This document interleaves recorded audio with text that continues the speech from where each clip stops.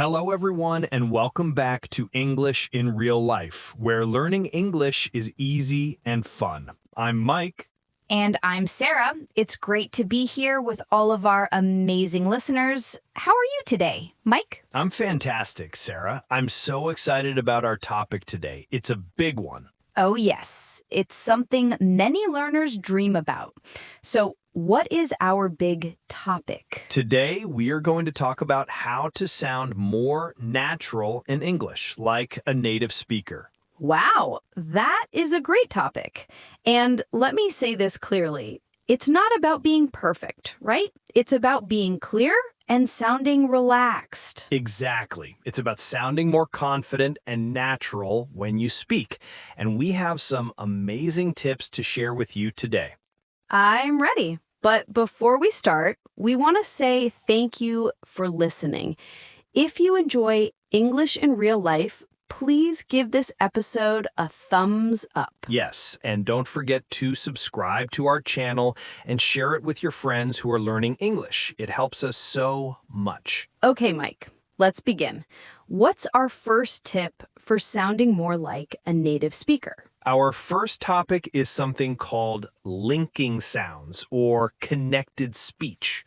Ooh, that sounds technical. It does sound a little technical, but it's actually very simple and very natural. Native speakers don't speak word by word. We blend words together. Can you give us an example? Of course, when we say check it out, we don't say check it out. We link them together. It sounds like check it out. Ah, I see. The words flow together smoothly.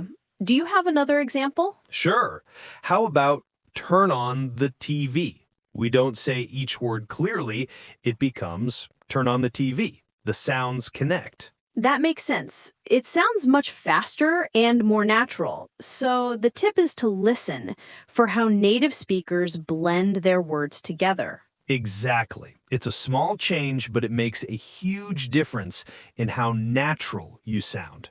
That's a great tip. What's next on our list? Next up, we have something super important: shortened forms and contractions. This one is really common, right? Very common. Let me explain. We often make words shorter when we speak to save time and sound more casual. For example, want to. Oh, I know this one. Many people say wanna instead of want to. Like, I wanna learn English. Perfect. You got it. Wanna is a shortened form of want to. It's very common in everyday conversation. And going to becomes gonna. Like, I'm gonna study tonight. Yes, you are on a roll, Sarah. That's another great one. It's all about making speech feel easier and more relaxed. What about contractions? Are they different from shortened forms? They are similar. Contractions are when we combine two words, usually with an apostrophe, like I am becomes I'm. Or you are becomes your, and he is becomes he's. Perfect. And we also have negative contractions. Cannot becomes can't, will not becomes won't, and do not becomes don't. This is so helpful. Using contractions like I'm and don't will make our listeners sound much more natural right away. It really will. Contractions are essential in spoken English. Okay, ready for our third tip? I am ready. What is it? It is sentence stress and word emphasis. This is about which words we say louder or with more energy, right? Exactly. Not all words in a sentence are equal. Some words are more important, and we stress those words to show meaning. Can you give us an example? Sure. If I say, I didn't take your pen with stress on I, what does that mean? It means you didn't take the pen, but maybe someone else did. Exactly. Now, what if I say, I didn't take your pen with stress on take? Now it means you didn't take it, but maybe you borrowed it or touched it. Perfect. And one more. I didn't take your pen with stress on your. Now you mean you didn't take their pen specifically. Maybe you took someone else's pen. Wow, same sentence, three different meanings. This is why stress is so important. That's fascinating. So paying attention to which words native speakers emphasize is crucial for understanding and for speaking naturally. Absolutely. It's like the rhythm of the language. Don't say everything with the same volume. Give some words more power. The rhythm of the language. I love that. Okay, what's next for our listeners? The next topic is understanding different accents. This is a big one because English is spoken in so many different countries around the world. It is. And even in one country, there are many different accents. An accent from California sounds different from an accent from Boston in the United States. And an accent from London sounds different from an accent from Ireland. So the message for our listeners is don't stress about having a perfect accent. That is so important. There is no one correct accent. The goal is to communicate clearly, not to sound exactly like someone from a specific place. Right. It's helpful to listen to different accents. It trains your ear to understand more people. You can listen to American English, British English, Australian English, Indian English. All of them are valid. Your own accent is part of who you are, and that's wonderful. Focus on clarity and confidence, not perfection. Well said, Mike. Be clear, be confident, and don't worry about having a perfect accent. What's our fifth tip? Let's talk about something really interesting. Casual expressions and slang. Okay, this is a tricky one. Slang changes all the time. It really does. Slang is very informal language that people use with friends and in relaxed situations. For example, you might hear someone say something is cool. Cool is a classic. It means something is good or nice, like this song is cool. Exactly. Another common one is awesome, like that movie was awesome. Awesome means amazing or fantastic. What's a newer slang word you've heard recently, Mike? People sometimes say fire when something is really excellent, like this pizza is fire. But it's very informal and mostly used by young people. Very informal. So the advice here is to listen for slang and understand what it means, but be careful about when and how you use it. I agree. You definitely don't want to use casual slang in a formal situation like a business meeting or job interview. No, definitely not. But it's useful to know what these words mean when you hear them in movies or conversations. Great point. Listen first, understand, and then use carefully. What's after slang? Next, we have common phrases and expressions. These are groups of words that naturally go together. Can you explain what you mean by that? Sure. I mean, you can learn whole phrases as one piece instead of thinking about each individual word. For example, how's it going? You don't think about how and is and it and going separately. You just learn the whole phrase, how's it going, as one unit. You got it.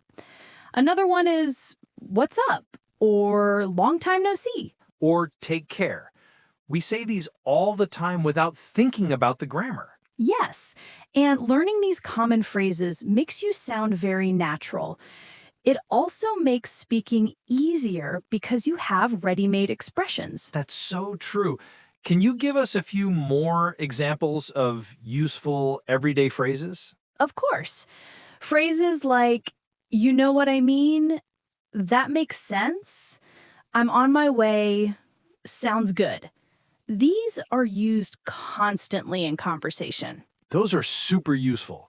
So the tip is to learn common phrases as complete expressions, not word by word. Exactly. It's a great shortcut to sounding more fluent and natural. I love shortcuts. Okay, what's our next tip? Our next tip is about using descriptive vocabulary. Descriptive vocabulary. What does that mean? It means using more specific and interesting words instead of basic words. It makes your English richer and more expressive. So instead of saying good all the time, I can use more descriptive words? Yes, instead of the food is good, you could say the food is delicious or the food is incredible. Ah, delicious and incredible are much more expressive than good. They paint a better picture. What about bad? What's a more descriptive word for bad? You could say something was terrible or horrible or disappointing. Perfect. The weather was horrible is much more expressive than the weather was bad. I see you're getting it. Instead of happy, you could say thrilled or delighted. Instead of tired, you could say exhausted. Now you're speaking with more color. Learning a few of these descriptive words can make your vocabulary so much richer and more interesting. It's a great way to be more specific and engaging when you speak. I love this tip. Me too. Now let's move on to speaking rhythm and pauses. This is about the flow of speaking. Right. Some learners think speaking very, very fast is the goal, but that's not true, is it? Not at all. Native speakers don't always speak fast. We change our speed and we use pauses strategically. Pauses are the small moments of silence between words or sentences. They're really important. Very important. A pause can be used for emphasis. For example, listen to this. It's amazing. The pause creates anticipation. And pauses give you time to think about what you want to say next. It's completely okay to pause. It's more than okay. It's natural and professional. Nobody speaks like a robot without any breaks. Pauses make you sound thoughtful. So the advice is don't rush. Speak at a comfortable pace that feels natural to you. Yes, and listen to how native speakers use pauses to make their speaking clearer and more interesting. Don't be afraid of a moment of silence. That's excellent advice. Breathe, pause, speak clearly. You don't have to rush through everything. Exactly. Okay, we have two more tips. The next one is formal versus casual English. This is super important. Using the wrong style in the wrong situation can be awkward. It can be. So, casual English is what you use with friends and family. This is where we use slang, contractions, and relaxed language. Like, hey, you want to hang out later? That's perfectly casual and friendly, but you would not say that to your supervisor at work or in a formal interview. Definitely not. So, what would formal English sound like in that situation?